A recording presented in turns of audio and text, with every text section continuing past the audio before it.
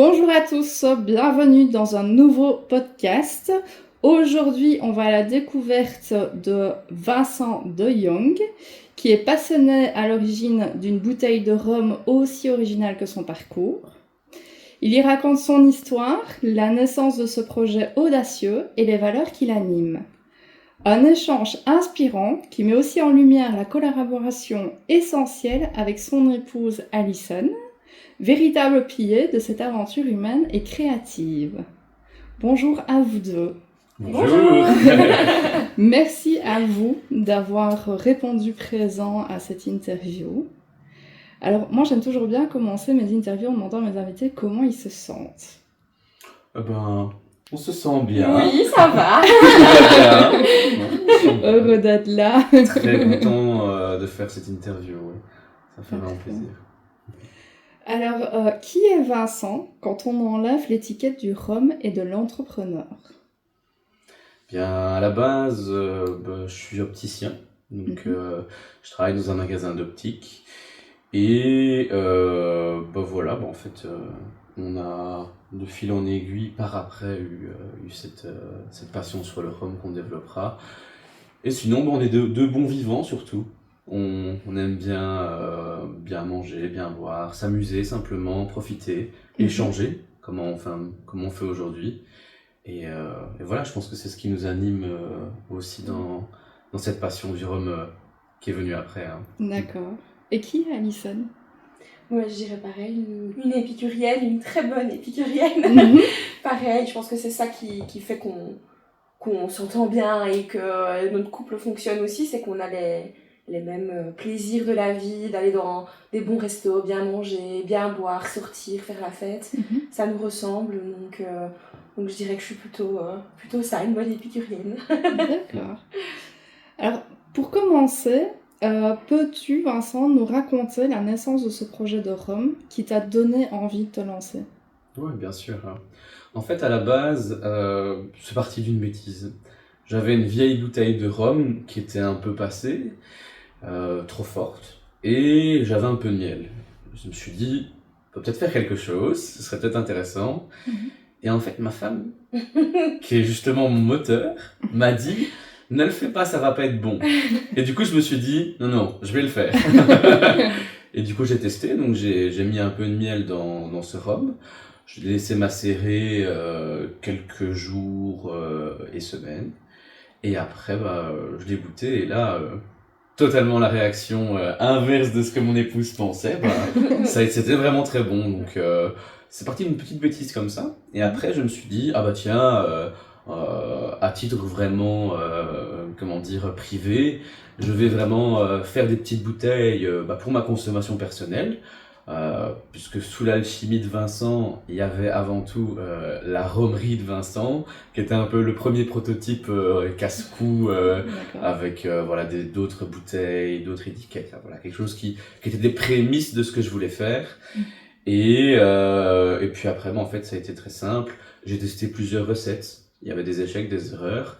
Et en fait, je pense que ce qui a fait vraiment aussi un autre coup de boost, en fait, c'est tout bête. J'aimais bien faire déguster mes créations de rhum à leurs prémices. Et ça a été les réactions des gens. C'était mais en fait, c'est très bon. Est-ce que tu les vends ? Et au début, c'était non, je les vends pas. Et c'est plus pour goûter comme ça. Et en fait, j'ai eu de plus en plus cette question simplement, est-ce que tu les commercialises ? Et un autre jour, un autre déclic a été le déclic final. On s'entend très bien avec une dame qui tient un bar à Tilff. Et en fait, du coup, j'avais amené un rhum qui était arrangé avec son propre miel pour la remercier parce qu'elle était très gentille avec nous. Et du coup, elle a pu goûter son rhum avec son miel. Et là, elle a vraiment adoré. Sa première réaction, c'était d'ouvrir la bouteille et de distribuer aux clients qui demandaient « vous me feriez bien goûter ?» Et en fait, ce qui m'a vraiment fait plaisir, c'est d'avoir ces réactions de gens que je ne connaissais pas. Parce que jusqu'à maintenant, c'était des réactions de gens que je connaissais, qui avaient quand même, je vais pas dire... c'est pas une réaction qui est totalement d'autres personnes. Et là, c'était le cas. Et les réactions étaient super positives et j'ai eu ces mêmes questions. Est-ce que tu le commercialiserais pas? Et je me suis dit, allez, on se lance. On est parti dans le projet. C'est ça. Ton histoire personnelle et celle de ta femme semblent très liées au projet. Quel rôle a-t-elle joué dès le début? Dès le début, le premier rôle, ça a été, comme dire, ce rôle de moteur par le simple fait du rhum arrangé au miel. Et puis ensuite, ça a été un soutien indéfectible tout le long de l'expérience. Parce que on en parlera sans doute après, mais voilà, il y a eu des coups durs au lancement, beaucoup de coups durs. Hein, on n'a pas...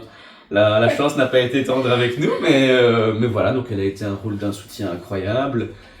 Et puis après le processus de création, il y avait une simple proposition en fait où je dis tiens, est-ce que ça te ferait plaisir de m'accompagner encore un peu plus?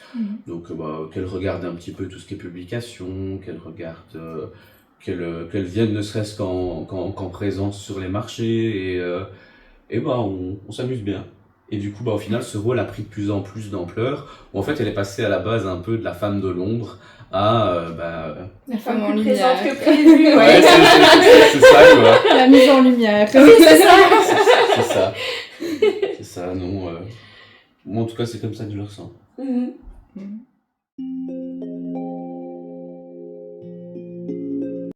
Alors, tu fais absolument tout toi-même. Ouais. Tu fais la production, les images, le graphisme. Pourquoi ce choix de tout faire? Qu'est-ce que ça t'apporte? Ouais, en fait, le choix, la principale chose, c'est tout simplement que je suis libre vraiment à 100% du projet. C'est-à-dire que le fait de ne pas avoir de contraintes est quand même quelque chose d'assez riche. Et aussi, j'ai des fois des idées très très précises et je sais que quelqu'un d'autre ne pourrait pas vraiment réaliser ce que j'ai en tête. Parce que parfois il m'a fallu au graphisme des centaines d'essais avant d'avoir vraiment l'idée finale de ce que je voulais. Et il y avait toujours un petit détail à rajouter que je me dis non, il faut que ce soit rajouté, etc. Du coup, ce qui fait que ça, je n'aurais pas pu le déléguer, il fallait vraiment que ce soit moi qui le fasse. Et j'aime beaucoup ce processus de création. On verra aussi sans doute après, mais on développe beaucoup d'autres nouvelles idées. Et en fait, souvent, ça se fait en 2 jours, où j'en parle un petit peu à ma femme, et puis je dis, ok, d'accord, on va faire un visuel, on va faire une recette, etc. Et voilà, et ce qui fait que même pour l'avenir, j'ai plein d'autres projets qui vont petit à petit se réaliser, et ça, je ne vois pas le déléguer à quelqu'un d'autre. Et puis simplement, pour tout ce qui est de la macération, hein, ici des rhums arrangés, la fabrication, on va dire, des rhums arrangés, là c'est plus par passion parce que je m'amuse vraiment à faire ça. C'est une activité qui me détend beaucoup et non, franchement, c'est agréable à faire. Hein, on est une petite popote, on cuisine un peu et non, c'est très chouette. Alors, les étiquettes sur tes bouteilles ont une place centrale dans ton univers des rhums. Comment conçois-tu le visuel et l'identité de chaque rhum? Mais, comme dit ici, c'est souvent, donc, à la base, ça peut partir d'une idée. Par exemple, ici, l'aphrodisiaque. J'étais parti vraiment dans l'idée d'une recette avec du gingembre, de la citronnelle, des éléments qui tournent autour de l'amour, ce genre de choses. Et après, il m'est venu l'idée de faire en image, une image d'une pin-up en bar avec des néons. Et du coup, ça part souvent comme ça. Des fois, ça part d'un ingrédient, des fois, ça part d'une idée de côté. Ou par exemple, le réconfort. J'ai fait plusieurs prototypes du réconfort. Et en fait, c'est parti d'une bête chose. On s'est dit, un feu, c'est bien, c'est réconfortant, mais mettre un petit chat en fond, c'est cocoon. Et du coup, c'est pour ça qu'on vient petit à petit rajouter des idées. Et le processus de création, en fait, voilà, je ne le cache pas, je ne suis pas graphiste à la base. Donc, comment ça se passe? Je travaille avec l'intelligence artificielle. Et je retouche beaucoup via Paint, via d'autres logiciels qui me permettent vraiment de réapprofondir ceci. parce qu'il y a souvent, malheureusement, beaucoup de détails d'intelligence artificielle qui ne sont pas du tout encore à l'heure actuelle cohérents. Du coup, ça je supprime, je viens dessiner au pixel près. Je viens des fois, j'aime bien mettre mon logo à peu près caché dans chacune de mes étiquettes. C'est aussi un petit peu la marque de l'alchimie.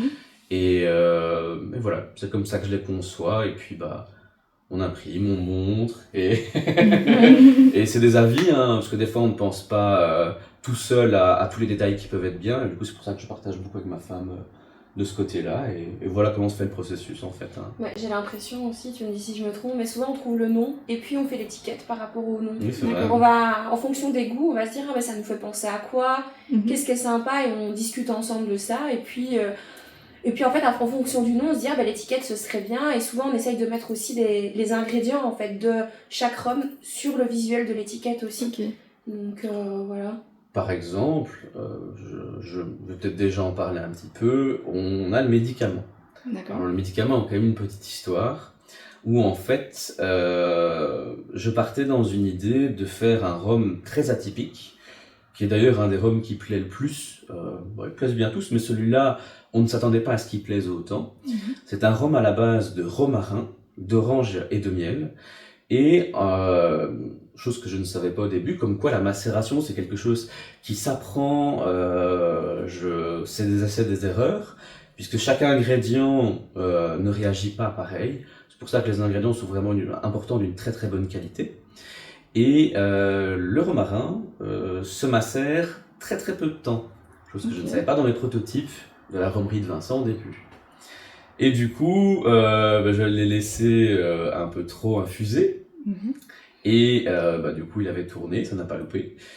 Et vient la dégustation, odeur un peu particulière, mais on se dit on va aller au-delà quand même. Et du coup, il y a ma femme qui a bu comme ça le rhum, le médicament, qui ne s'appelait pas le médicament d'ailleurs, c'est ça. Et elle a dit « Oh, ça pue le médicament !» Et du coup, je me suis dit c'est bon, j'ai le nom. Je vais améliorer la formule, je laisse tout pareil, mais j'améliore les temps de macération, etc.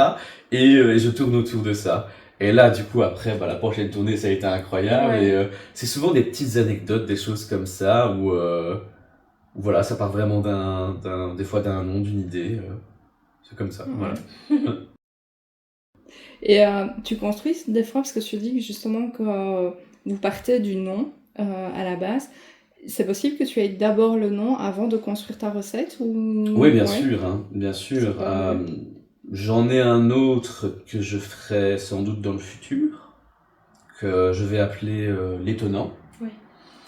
Et en fait, du coup, je voulais quelque chose de... Donc, chaque parti pris vraiment ici de mes bouteilles sont vraiment des chartes graphiques très différentes. D'accord. On a par exemple le cartoon, on a le singe un peu plus délirant, on a la pin-up, on a vraiment différents graphiques. Ou par exemple, sur ma bouteille collector ici, j'avais plus un style de tattoo, vraiment avec des traits très fins, un peu géométriques. Et l'étonnant, je voulais faire un rhum en hommage à Dali. Ok. J'avais un tableau en particulier qui me parlait, qui était les montres qui commençaient un peu à couler comme ça. Et du coup, j'ai réalisé tout un visuel où je ne dévoile pas encore les ingrédients, mais donc voilà, et tout est prêt, j'ai plus qu'à le retravailler. Donc oui, là par exemple, ça partait d'une simple idée, d'un simple nom. La recette, elle va venir vraiment après au final, mais voilà. Chaque rhum a son propre univers visuel. Comment tu fais pour raconter une histoire différente dans chaque création ? En fait, mon parti pris, c'était de mettre à fond dans chaque charte graphique. Donc par exemple, si c'est cartoon, c'est très cartoon. Si c'est plus réaliste, c'est très réaliste. Et à chaque coup, vraiment, j'essayais de faire des univers qui étaient pour moi cohérents. Et voilà, le miel, le romarin pour le médicament dans un univers un peu japonisant, qui fait un peu le remède. Le réconfort, c'était quelque chose d'un peu plus dessin animé dans un style Ghibli, ce genre de choses, pour faire quelque chose qui était pour moi l'image, quelque chose de réconfortant. Donc en fait, ça a été vraiment de me dire, je prends le parti pris d'aller à fond dans l'idée graphique, Et voilà, c'était vraiment ça, aller à fond là-dedans, pour vraiment que chacune, au-delà du goût, soit vraiment différente par son univers. Ce que j'aime bien, au-delà d'offrir des bons rhums arrangés, j'aime bien offrir vraiment, c'est un cadeau. J'ai rencontré beaucoup de gens qui ne buvaient pas d'alcool sur des marchés et qui m'ont dit « Ah, mais on adore l'étiquette, ça va vraiment faire plaisir à offrir. » Et c'est ça aussi qui me fait plaisir, c'est de pouvoir dégager en fait ce plaisir d'offrir quelque chose d'autre que du rhum arrangé au final. Alors, tantôt, Alison, tu disais que vous avez commencé par faire des marchés, tous les deux. Quels souvenirs gardez-vous de ce début sur le terrain? Ah, c'était incroyable. J'ai pas d'autres mots à dire. En fait, le premier marché, on était stressés et on n'était pas du tout préparés. On a amené littéralement tout notre stock. On était peut-être un peu trop optimistes, mais on s'est dit... oh allez vas-y, on c'était en fait vraiment tout près de chez nous, donc on s'est dit tant pis, on fera plusieurs allers-retours et c'est pas grave. Mais on s'attendait pas à un engouement aussi fort. Et vraiment quand on a commencé, au début c'était un peu timide, les gens arrivaient vraiment au compte-gouttes, donc on était un peu est-ce que ça va vraiment fonctionner, surtout qu'on avait une autre personne qui vendait du rhum arrangé, et donc on s'est dit elle est plus connue que nous, vu que nous on vient de commencer et qu'elle ça faisait un moment.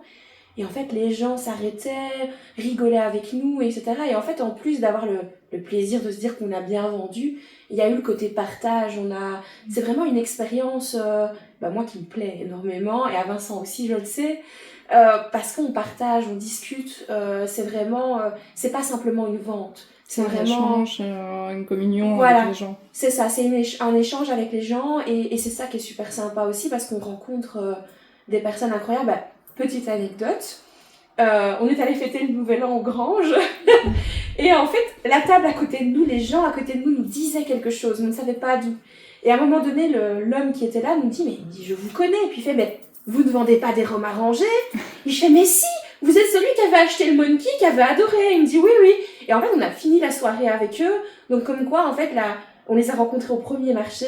Le fait d'avoir sympathisé avec eux au premier marché en discutant, ça fait qu'après on a passé une super soirée de Nouvel An avec eux. Donc c'est ça aussi qui fait vibrer en fait dans cette expérience. Je pense qu'il nous touche vraiment, ce qui nous fait vraiment plaisir, c'est que donc c'est une activité complémentaire, on attend à avoir un revenu complémentaire forcément, mais ce qu'on fait principalement, c'est qu'on s'amuse quoi. C'est vraiment, c'est un peu comme notre activité de couple, où on va discuter avec d'autres gens, on a des moments un peu plus complices, un peu plus fusionnels, et du coup c'est vraiment chouette quoi. C'est les échanges avant tout. On a beaucoup d'autres anecdotes. Mais je rajoute un truc, parce que c'est vrai que c'est quelque chose que les gens n'ont pas été choqués, mais ça les a surpris. C'est par exemple nos 1 an de mariage, on les a fêtés dans un marché. Voilà, donc parce que ça nous tenait tellement à cœur de faire un marché qu'on s'est dit tant pis, on le fait, même si c'est nos 1 an, on fêtera le jour avant avec un petit resto ou quelque chose, et ce jour-là on consacre au marché. Et donc du coup c'était chouette aussi de se dire on le fait pas vraiment pour l'argent, on le fait surtout parce que on aime bien ça quoi. Aussi ce qu'on aime bien, c'est que ce qui montre encore plus que on aime bien vraiment pour le plaisir de l'activité. On dit souvent qu'on rayonne, et ce qui nous fait vraiment plaisir, c'est que on est à deux sur le stand, on parle, on est un peu extraverti quand on parle comme ça. Et ce qui était très chouette, c'est qu'il y a beaucoup de gens qu'on ne connaissait pas du tout, qui sur les 5 marchés, je dirais peut-être, il y en a au moins 3 fois des personnes qui sont venues juste pour nous dire qu'on formait un beau couple, qu'on rayonnait, et que ça nous faisait plaisir d'entendre rire, etc. Et ça nous a touchés, parce qu'on s'est dit, on apporte aussi quelque chose en plus avec notre personnalité et voilà, et notre complicité, donc c'est chouette, franchement.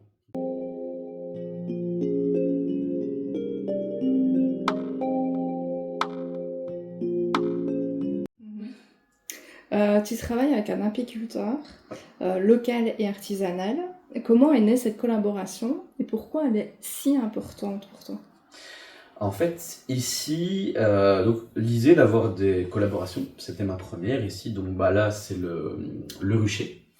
Et mon idée, en fait, c'était de vraiment faire du local. Parce que meilleur ingrédient, il n'y a rien à faire. comment dire, c'est plus subtil. Donc, je voulais vraiment travailler avec des ingrédients de meilleure qualité pour ce roman, cette collaboration, et faire vivre un peu aussi le local, parce que bah, les apiculteurs, c'est un métier qui est très difficile, qui peut, voilà, on connaît tous la situation des agriculteurs par rapport aux pertes, etc., des abeilles, et on avait envie de travailler ensemble. Et en fait, bah, c'est parti d'une bêtise, c'est d'une connaissance, et en fait, le lien est tout de suite bien passé en parlant, et m'a dit qu'il avait un peu de miel en trop. Je lui ai dit, ah bah écoute, on peut faire un truc simple. Euh, et dès le lendemain, en fait, je lui ai envoyé donc un visuel sur l'étiquette, un visuel sur la bouteille, et je lui ai dit, bah voilà, on fait une collaboration où toi tu mets bah voilà, des flyers, parce qu'ils vendent aussi sur stand de marché. Donc c'est Florian Smolders, comme ça, voilà. Et du coup, bah en fait, ça a super bien marché parce que la première collaboration qu'on a fait ensemble sur le marché, bon, on était l'un côté de l'autre. Donc en fait, au-delà de ça, j'aimais vraiment bien parce que je pouvais proposer une expérience gustative. C'est-à-dire que moi, je proposais le produit transformé, le rhum au miel, et je disais, bah voilà, bah, allez goûter le produit brut. Et ça a bien plu aux gens parce qu'en fait, il n'y a rien à faire, on ne se rend pas toujours compte de ce qu'on mange, de ce qu'on boit. Et là, vraiment, sentir sous deux aspects différents, bah, c'était très riche. Ça a vraiment très très bien plu aux gens. L'idée aussi étant de sortir une bouteille dorée pour les fêtes, qui fasse un beau cadeau. Donc voilà, tout était un timing. On a eu beaucoup de succès et je pense que dans le futur, on refera cette collaboration. En tout cas, voilà. Mhm.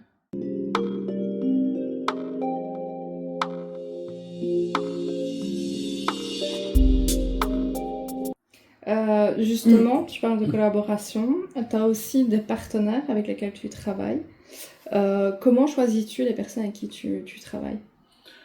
Ouais, en fait, ici, ça a été aussi pendant ma phase de test, donc de la fameuse, je vais dire, Romerie de Vincent, où du coup, bah, c'était pas commercialisé, c'était vraiment pour moi, où j'ai pu tester différents produits, différents problèmes au niveau, par exemple, bah voilà, les bouteilles pour moi, c'était important que ce soit des bouteilles qui tiennent la route. Bah là, par exemple, elles viennent d'Allemagne, donc ça vient pas du fin fond de la Chine ou quel qu'en soit. En termes de qualité, ça se ressent, elles sont plus résistantes. Et ça a été vraiment des essais où je me suis dit, non, là, c'est pas une histoire de prix, il faut vraiment que le produit tienne la route. On voulait pas spécialement partir dans le low cost. On voulait proposer des prix abordables, mais avec le meilleur rapport qualité-prix pour le client. Et du coup, voilà, par exemple, les bouteilles, ça a été plein de petits détails, par exemple, les étiquettes, forcément, bah, il fallait que mon idée du graphique sur écran soit le mieux rendu. Alors, bah, ça a été des fois, bah, non, chez ce fournisseur-là, malheureusement, soit les délais sont trop longs, soit il y a des petites imperfections. Bien ceci, il y a aussi dans le domaine principalement de l'alimentaire, où bah voilà, par exemple, pour mon romarin, c'est du romarin de Sicile, et bah, du coup, j'ai mis pas mal de temps avant de trouver du coup Le romarin qui Oui. correspond, quoi, ouais. Et, Et qui fonctionne. et voilà, et du coup, bah, ça c'était dans une boutique C'est chez un primeur. chez un primeur, voilà. Mhm. Et du coup, bah, c'est ça qui a fait mes choix petit à petit, où j'ai vu les ingrédients qui fonctionnaient très bien, d'autres qui n'étaient pas de qualité que j'espérais pour le rendu final. Et voilà, ça a été vraiment comme ça, de fil en aiguille. C'est beaucoup de tests, des échecs, des grandes réussites. Et au final, ça m'a permis vraiment d'avoir bah, très peu de fournisseurs, mais je sais que ces fournisseurs-là sont en raccord avec ce que j'ai envie de proposer, produire, question prix et qualité. Mhm. Alors justement, tout à l'heure, vous évoquiez tous les deux les débuts qui n'ont pas été simples. Vous avez connu des difficultés, vous avez rencontré aussi des problèmes. Est-ce que vous pouvez nous en parler un petit peu? Oui, il n'y a pas de souci. Vous avez Oui. une heure devant vous. Bon, ici, bah, ça, ouais, je dirais que ça a peut-être commencé dès le début au final, puisque donc, bah, je fais des rhums arrangés, ce qui fait que je ne distille pas, je ne fermente pas. Et le problème, c'est que quand on ne rentre pas dans une case bien précise au niveau de l'état, ça pose souci. Et la macération, ça n'existe pas. Donc ce qui fait que ce soit au niveau de l'AFSCA, que ce soit au niveau des douanes et assises, mon statut a été très très compliqué à classer. Donc je vais vous parler de ça étalé sur au moins 2-3 mois de nombreux échanges de mails, d'échecs. Parce que par moment, on n'avait pas bien compris ce que j'essayais d'exprimer. Donc voilà, j'essayais, mais c'est quelque chose qui n'est pas au final tant réparti que ça. Et du coup, pas encore trop connu. Je parle bien en Belgique, en France, voilà, les robes arrangées sont très connus. En Belgique, un peu moins. Et voilà, donc encore jusqu'à maintenant, je pensais être bien classé pour quelque chose, si on a dû tout refaire, tous les dossiers, donc toute la paperasse. Maintenant, tout est en ordre. Donc ça, on est déjà content. Non, j'ai eu aussi quelque chose d'assez hurluberluesque, où en fait, j'ai fait une commande auprès d'un certain fournisseur, et voilà, donc je travaille à temps plein. Donc, je dois forcément aller chercher les commandes, les préparations, et faire les préparations le jour de mon congé. Et du coup, c'est des choses que j'arrangeais vraiment à l'avance, puisque je me dis, c'est pas grave, c'est en complémentaire, je ne suis pas pressé. Donc, je prévois une livraison, donc j'allais chercher tous mes ingrédients un certain jour. Et le lendemain, en fait, enfin, le lendemain, pardon, la veille de la livraison, en fait, on m'appelle simplement pour me dire que le camion apportant les marchandises avait été perdu. Donc, voilà, un peu étonné, on va dire, de cette réponse, mais encore des coups du sort incroyables. Il me dit, c'est pas grave, il n'y a pas de souci, on va vraiment prendre votre commande à cœur pour la prochaine fois. Et j'arrive la prochaine fois, une semaine après. Et donc voilà, je m'attends à recevoir 2 énormes palettes, puisque c'est quand même des grandes quantités d'ingrédients et de rhum. Et là, je vois arriver un tout petit caddie, et je me dis, mais enfin, il y a où le reste, quoi? On me dit, ah non, il y a tout. Je dis, non, je crois pas qu'il y a tout. Et en fait, il me manquait la moitié des ingrédients, et parce qu'ils ne les avaient pas eus, ou ils les avaient revendus. Donc j'ai dû courir à droite, à gauche. Enfin, ça a été une première production très très compliquée. Je m'en rappellerai, je pense, tout le temps, à mon avis. Hein. Mais voilà, je pense que c'est pour ça qu'il y a aussi beaucoup de détermination dans les roms. Donc, je les ai vraiment voulu. C'est un petit peu comme un enfant au bout de 9 mois. Là, on veut vraiment. Et du coup, voilà, maintenant, ça c'est réglé du côté de ce fournisseur. Mais ça a été pas mal d'histoires. Mon atelier est aussi pour le moment temporairement fermé. Ça c'est, on va dire, la nouvelle qui me peine le plus. Voilà, donc j'avais rénové toute une cave en atelier, donc des gros travaux. J'ai pu sortir cette première production dans de bonnes conditions. Et voilà, il y a eu des travaux en face sur la voirie. Et depuis, voilà, l'atelier est complètement sinistré. Et il y a de l'humidité sur tous les murs, au sol. Je retire 3 litres d'eau dans l'air ambiant des humidificateurs par jour. Donc c'est catastrophe. Donc voilà, là on est dans des très très longues péripéties avec la ville pour pouvoir simplement régler ce souci. Donc c'est pour ça que là, voilà, on a eu un très gros engouement. Et là voilà, donc on essaie de faire la production, on aimerait faire une grosse production dans de bonnes conditions. Ce serait d'ailleurs la seule condition. On peut en refaire des plus petites dans de bonnes conditions. Maintenant, on est vite dépassé par la demande. Ouais. Et c'est ça qui nous embête un petit peu parce qu'on a fait un départ en flèche. Et on a envie d'essayer de continuer de combler la demande, mais voilà. Mais après, on trouve des solutions, on se bat. Oui. Et voilà, donc on va y arriver, et voilà, mais... Donc la complicité avec ton épouse, Alicenne, semble essentielle. Comment vous répartissez-vous les rôles aujourd'hui? En fait, ici, ça a été vraiment d'une façon assez naturelle, assez fluide. Je dirais que le noyau central, tout ce qui est propre à l'alchimie, ses idées concepts, encore que ça je vais les partager, mais plutôt les recettes, ça m'appartient, parce que bah, voilà, j'aime vraiment bien, comme dit précédemment, j'ai une idée en tête, j'aime bien que ce soit fait exactement comme ça. Donc pour tout ce qui est recettes, pour tout ce qui est image graphique, pour tout ce qui est concept, bah voilà, ça c'est plus propre à moi. Et Alison, bah, petit à petit, a proposé de m'aider et elle a fait ça vraiment super bien. C'est passé par un biais super important et primordial qui est la communication, qui est tout ce qui est le côté, bah voilà, les recherches de marché, les recherches d'événements, qui est un vrai casse-tête phénoménal. Donc Ouais. ça me fait très très plaisir. Et puis bah, je sais pas comment tu l'as vécu pour ça, mais je pense que tu l'as assez bien Mais pris. j'aime bien en fait. Ça n'a pas du tout, je l'ai pas senti comme une obligation, il m'a même d'ailleurs rien demandé. C'est moi qui petit à petit lui ai proposé, lui ai dit oh, bah, j'aimerais bien faire ça, tu penses pas que ce serait une bonne idée de faire ça? Et lui me disait oui mais j'ai pas trop envie parce que bah, tout ce qui est réseaux sociaux c'est pas son truc, tout ce qui est trop administratif ou trop recherche, bah, il fait déjà toute la création donc à un moment donné il a pas le temps non plus. Et je lui dis bah moi j'ai envie de le faire, ça me tente bien, puis comme j'ai adoré faire les marchés, bah du coup je me suis dit ah bah j'ai envie d'en rechercher d'autres pour qu'on en fasse encore plus. Et donc du coup bah c'est venu oui comme il dit totalement naturellement et ça m'a vraiment plu et je continue parce que ça me plaît donc voilà. Tu gères la page Facebook aussi Oui, c'est ça, je gère la la page Facebook et tout ce qui est communication, les publications, etc. C'est moi qui les fais. Voilà, avec son aval, je lui en parle toujours avant de poster parce que bah, ça reste l'alchimie de Vincent. Donc je me vois pas prendre une initiative sans lui en parler. Mais souvent il est d'accord, donc voilà. Et puis même, je dirais, il y a aussi simplement bah, tout ce qui est brainstorming sur les futurs projets, Ouais. les idées. Bah, ça fait du bien de pouvoir s'appuyer sur quelqu'un et d'avoir quand même un avis très tranché et très franc, mais c'est aussi ce qui fait notre force de notre couple.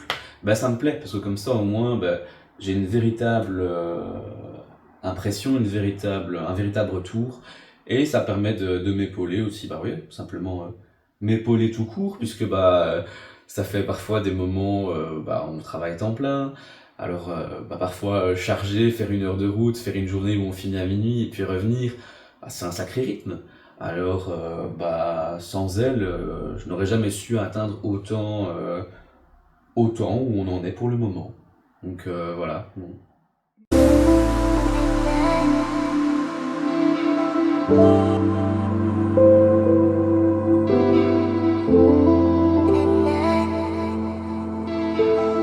Merci à elle. Merci.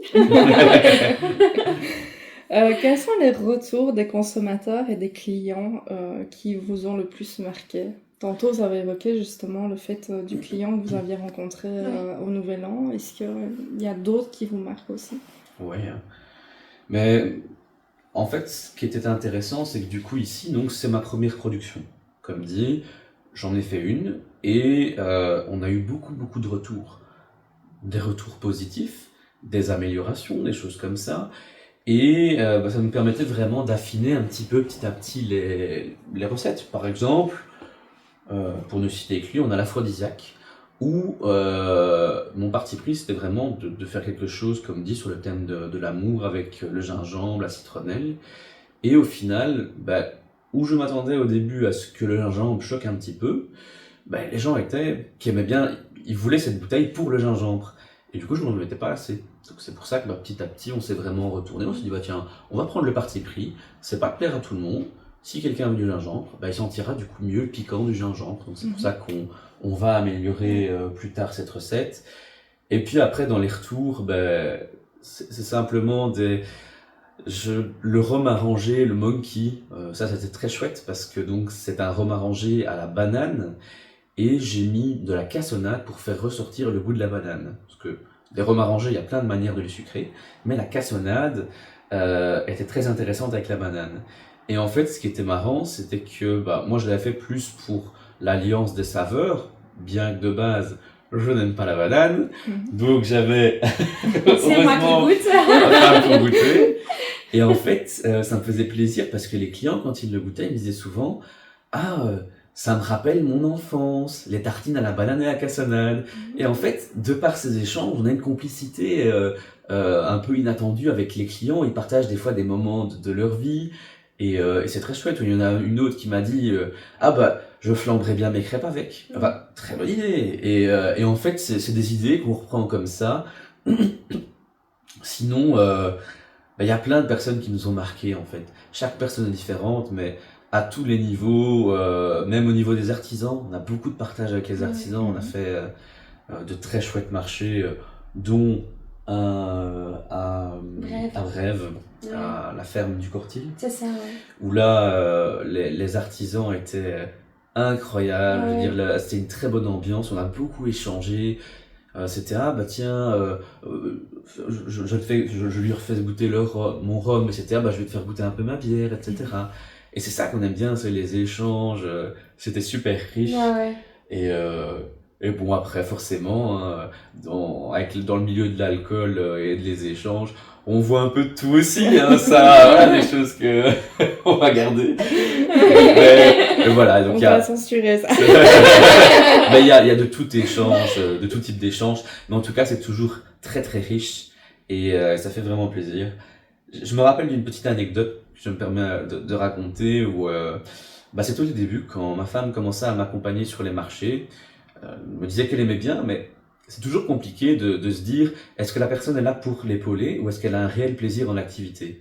Et j'étais un peu dans le doute, je me dis j'espère qu'elle ne se force pas, qu'elle ne vient pas pour m'aider que dans le but de m'aider. Et en fait c'était tout bête, on était dans un hall, une espèce de hall sportif où le marché se déroulait. Et en haut, du coup, il y avait la buvette. Donc, je vais chercher de quoi nous restaurer. Et je la laisse un tout petit peu sur le stand. Et je regarde un petit peu par la fenêtre. Et là, je vois un groupe de 5-6 personnes qui arrivent en même temps. Je dis, ah mince, elle va... Enfin, il faut peut-être que je vienne. Et puis, je me dis, ah, je vais rester un petit peu, je vais la regarder.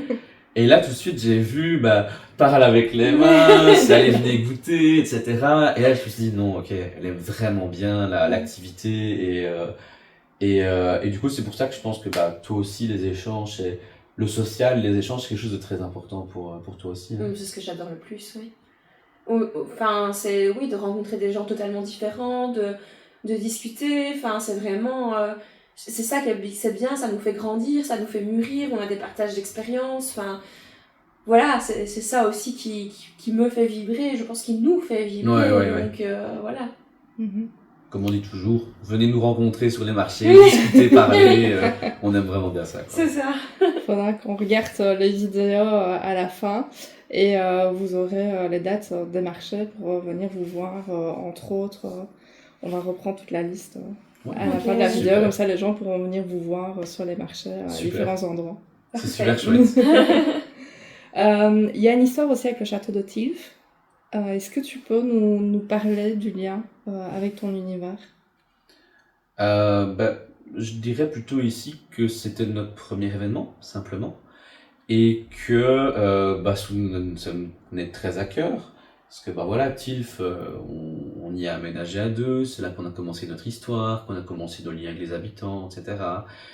Et c'est grâce à une autre artisan qui nous a vraiment poussé un peu dans ce bel endroit.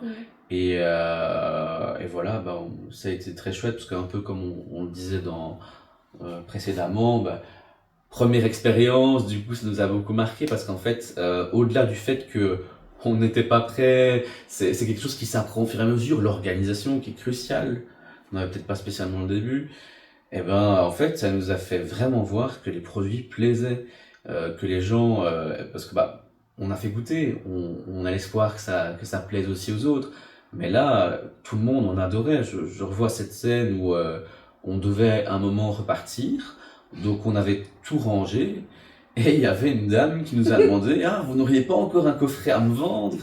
Et du coup c'était très surprenant parce que pour que les gens viennent nous chercher même jusqu'à la fin, ou alors c'était ils venaient nous dire on a entendu parler de vous, on entend souvent ça, on a parlé de vous, on a vu les bouteilles passer, ce qui vous en reste, et c'était chouette parce qu'en fait c'était notre premier moteur, notre première chose où on s'est dit non, mais en fait il y a vraiment quelque chose à faire autour de ça, et on va se lancer à fond. C'est ce qui nous a lancé. Et d'ailleurs, moi, je veux quand même le dire que je remercie Magali des Tentations Vosgiennes.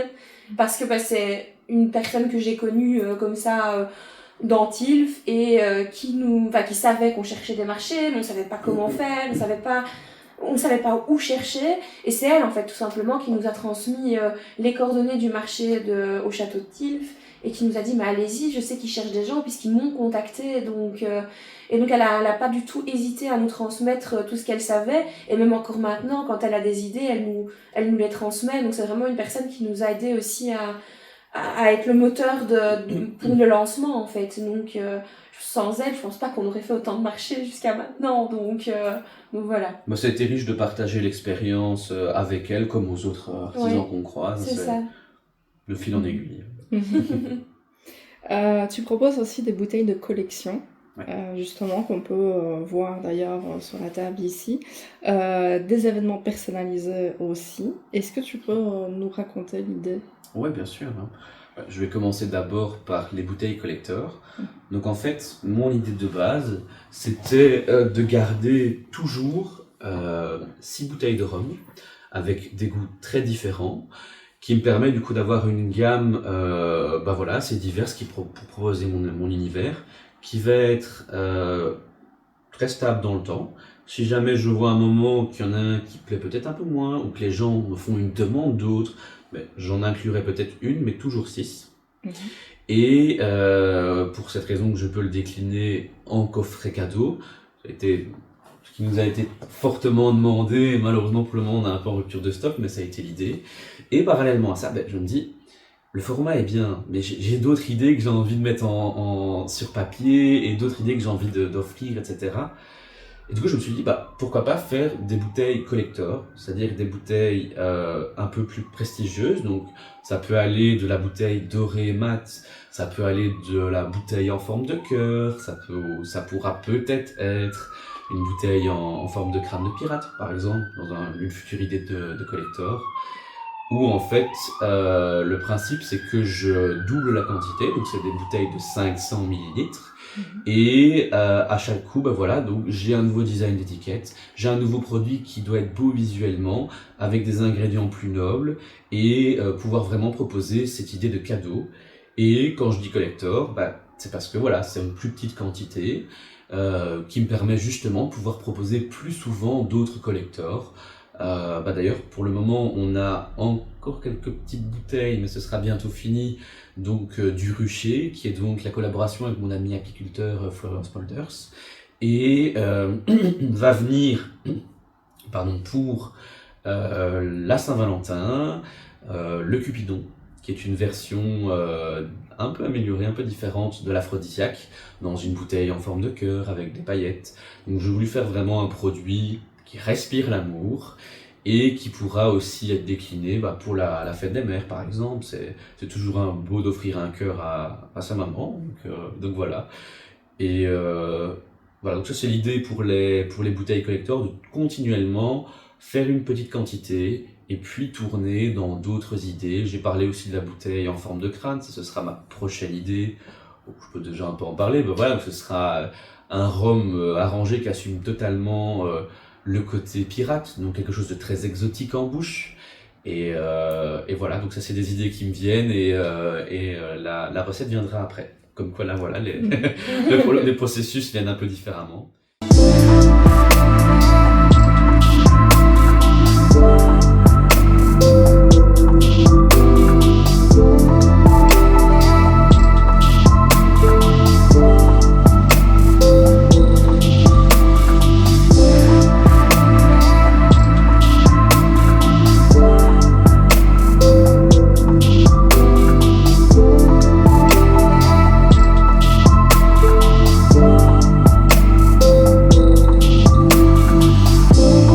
Et en fait, on a voulu proposer autre chose. Donc on a eu beaucoup de demandes d'ateliers rhum arrangés à domicile. Et en fait, sans citer la dame, on a eu un message un peu particulier qu'on a reçu il y a, je dirais, un mois et demi. Donc nous, de base, le projet des rhums arrangés à domicile, on comptait le lancer un peu plus tard. En fait, c'est une dame qui nous a un petit peu touchés. Concrètement, donc son fils est malheureusement décédé. et elle voulait, pour ses amis, créer un événement où ils pourraient se réunir et partager un petit moment, en fait. Et elle est venue vers nous pour nous demander si on pouvait réaliser ça. Et puis bah, ni une ni deux, on en a parlé avec ma femme, et on s'est dit, bah voilà, on va lancer le concept. Et bah du coup, on a réfléchi à tout. Donc, comment ça va se dérouler? Donc, le principe du comme chez vous, donc c'est le nom du concept, où en fait, bah voilà, donc j'arrive chez vous, à domicile, ou éventuellement, ce qui peut être très bien, c'est pour les team building en entreprise, parce qu'on peut faire des grandes quantités. Euh, je présente un petit peu ce qu'est le rhum arrangé de base. Euh, Première partie, ensuite ils vont tout doucement, les personnes créer leur propre rhum, avec une tournante de fruits de saison. C'est pour ça que le rhum arrangé sera très souvent différent, parce que j'ai vraiment envie d'essayer de prôner les bons ingrédients, donc on fonctionne en fond. Ceux-là vont vraiment tourner en fonction des fruits de saison. Et du coup, ils vont préparer le rhum. Je vais leur expliquer comment préparer le rhum arrangé, les fruits, le sucre, le rhum simplement. Et les participants vont repartir avec. Donc ils vont avoir pour eux leur bocal de 500 ml de rhum arrangé. Donc c'est chouette parce que bah, au-delà de l'atelier, ils repartent vraiment avec. Ils vont pouvoir le bichonner comme ça pendant 2-3 semaines et après ils vont pouvoir goûter leurs fruits de leur propre préparation. Et enfin, du coup, bah, je termine cette présentation par une dégustation de mes produits qui permettra bah, tout simplement de faire encore un peu plus découvrir mon univers avec mes recettes à moi. Et voilà, si l'une ou l'autre personne voudra éventuellement prendre un achat d'une bouteille, bah là, il pourra le faire à ce moment-là aussi. Donc voilà, c'est quelque chose qu'on propose. On le propose à 30 € par personne pour la participation. Et voilà. Ce sera un moment aussi, encore une fois, d'échanger ou un moment de partage qui nous plaît hein, vraiment. Hein, donc voilà. Ici, jamais le premier rhum de cette saison.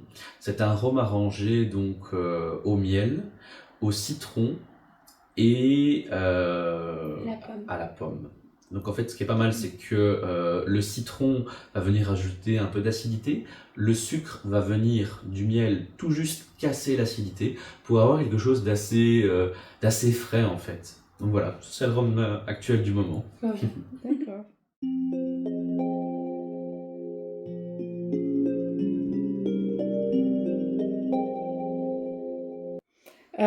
Pour terminer, si vous deviez adresser un message d'honneur ou de gratitude à quelqu'un, aux personnes qui ont soutenu et inspiré votre idée, vos projets, que diriez-vous?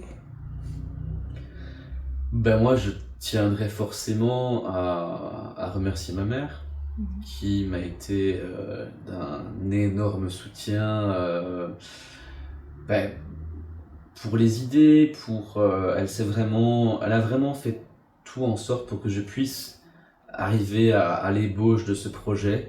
Ça a été aussi bah, un peu comme pour ma femme, hein, on est passé par des coups durs. Le fait d'en parler, bah, voilà, ça permet un peu de relativiser. Et non, je dirais que c'est ma mère qui a toujours été un énorme moteur. Bah voilà, c'était une des premières avec ma femme à me faire sentir fier. Voilà, elle me disait, bah voilà, on est fier de toi. Et bah c'est peut-être une belle chose, mais c'est très gratifiant, cette sensation de se dire qu'on peut vraiment toucher quelqu'un avec ses idées, avec son projet. Donc, moi, je dirais vraiment ma mère, ma femme, et, euh, et puis toutes les petites rencontres, simplement, qu'on a eues entre-temps. Ouais. Et toi? Bah, ce serait pareil, ce serait la mère de Vincent, qui est une femme incroyable et qui a toujours été là pour nous et qui l'est toujours à l'heure actuelle et qui est vraiment, je pense aussi un moteur pour nous deux. Elle croit en nous deux. Elle croit en Vincent, elle croit en moi et elle croit en notre couple aussi et à notre complicité. Ça nous donne le moteur aussi pour avancer et pour se dire bah, que c'est faisable et que tous nos projets sont réalisables grâce à elle aussi. Et donc, non, moi je pense que bah, c'est la première personne qui m'est venue en tête aussi. Donc voilà, et c'est vrai que bah, il y a toutes les personnes qu'on rencontre sur les marchés qui vont nous partager des expériences, etc. Et je pense que ces personnes ne se rendent pas compte des fois que quand ils nous parlent, quand ils nous partagent, que ça nous touche réellement et qu'on est sensible à ce qu'ils nous disent. Et voilà, je pense que ça, c'est aussi un de nos moteurs, c'est ces rencontres et ce partage d'expériences. Mais c'est vrai que on néglige souvent l'impact des mots, mais un simple merci pour la dégustation, c'est très bon, j'aime bien ça, oh, elles sont belles vos étiquettes. Ça paraît des choses banales, mais ça touche toujours, je pense, profondément l'artisan qui crée ça. Et c'est ça qui est chouette. Ouais, vraiment. c'est vrai. Merci à tous les deux, en tout cas, d'avoir répondu à toutes nos questions. Et j'aimerais bien vous demander si c'est possible d'avoir une petite dégustation de vos rhums. Mais bien Ah, sûr, oui. Allez, on va déguster ça tous ensemble et goûter vraiment tout ça, quoi. Eh ben, top. Merci en tout cas. Merci à vous, merci. Ah, bah oui, c'est l'ordre des bouteilles là. Donc, on a l'apiculteur, on a le réconfort, le médicament, l'aphrodisiaque, le monkey et l'ours. Voilà. Et donc, ici, on va commencer la dégustation par le rhum au miel qui est dans ma gamme de base, qui est l'apiculteur. Je trouve juste ici.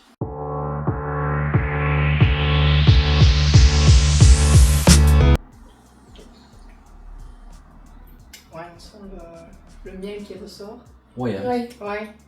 Et c'est là que va être intéressant de vous goûter la différence avec avec la bouteille collector. Et là, du coup, dans le verre de dégustation, bah, du coup, là, vous allez voir que c'est vraiment pas la même chose. Au niveau, c'est plus le rhum qui va ressortir ici. Ok. Ouais. Celui-là paraît plus doux. Ouais, Oui. Ouais.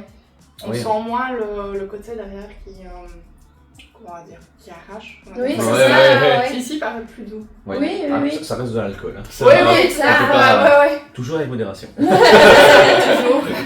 Et pour l'ours, on dit souvent dans les marchés qu'il s'apparente beaucoup plus à une liqueur qu'à un rhum arrangé. C'est vraiment celui qui détonne le plus de tous les autres. D'accord. On a vraiment cette sensation que c'est plus une liqueur parce que c'est vraiment plus sucré. Ok.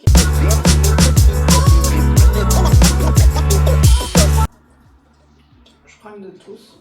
C'est mon préféré. Ah bah tiens, j'aurais jamais cru. De tous, ouais. Ah bah voilà. Oui, parce que moi je suis très amatrice de fromage. C'est mon parfum préféré, c'est oui. la framboise. Ah oui, alors là, oui. Ouais, donc il y a ça. Et je sens moins ce côté. Là, je sens plus par contre le sucre. Ah oui, bien Ah oui, sûr. Typiquement, parce C'est qu'il y a la totalement framboise opposé, qui- hein, ouais. La framboise, C'est c'est ça. déjà quelque chose qui est sucré déjà. Tout à fait. Ouais. Et c'est vrai que le goût du sucré est très doux. Mhm. Mais ouais. Ouais. Mais celui-là, il est souvent piégeux parce qu'il se boit vraiment tout seul, parce que c'est très sucré, mais. C'est ça en fait. Un peu, On ça a reste de l'impression que l'alcool, c'est. Ouais, on a l'impression que ça peut être dégusté comme un sirop en fait. Mhm. C'est ça. Facilement. Parce qu'on sent moins le côté justement, oui, alcool derrière. Ouais. Donc merci à vous deux d'avoir répondu présent. Merci pour ce beau moment de partage et de nous avoir fait découvrir tout votre univers qui est fantastique. Votre complicité aussi qui est belle à voir aussi. Merci. Et nous, on se retrouve alors pour un prochain podcast très bientôt. À bientôt.